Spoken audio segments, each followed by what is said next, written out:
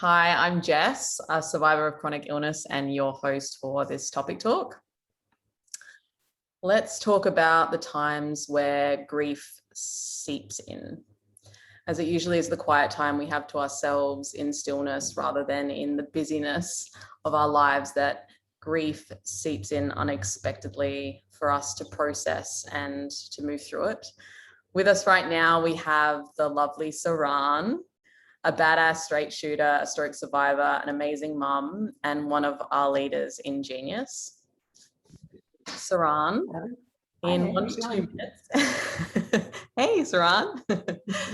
In 1 to 2 minutes, can you tell us, please, what grief you've experienced rise in these quiet moments, or if you do, find any other triggers that prompt the healing process other than that space in between?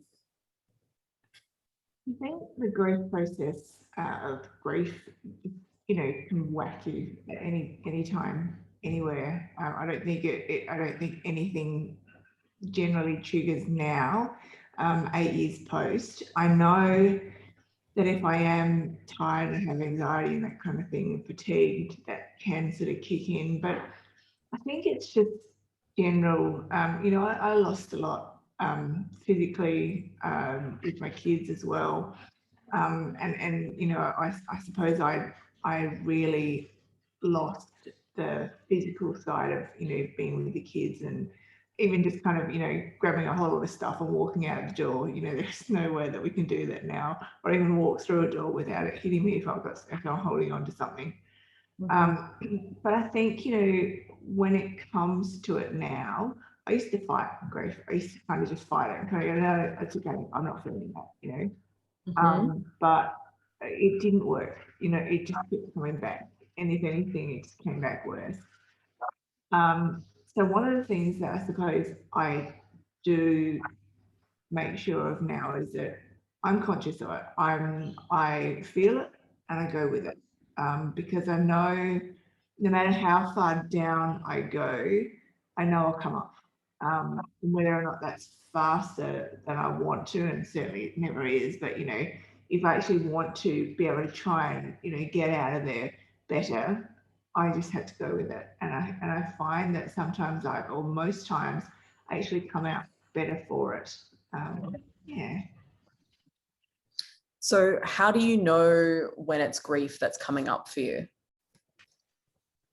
It's a lot of it is that real loss. It's that feeling of just complete loss, like, and it's such a, and I don't fight the, who I was pre-stroke or anything, but I lost a lot of me. And I think that, and I still do grieve for that. But there are so much good that's actually come out of it that, yes, okay, I can't sort of walk or run or grab, put things in two hands and kind of thing. But I can certainly realise that that's not the being end all. I think we focus a lot on. Sorry, just get to wait for that door to shut.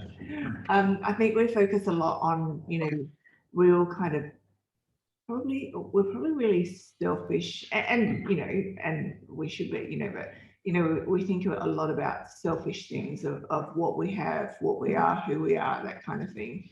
And so sometimes I think it's difficult to actually, it's difficult to actually, let that go. So it's sometimes,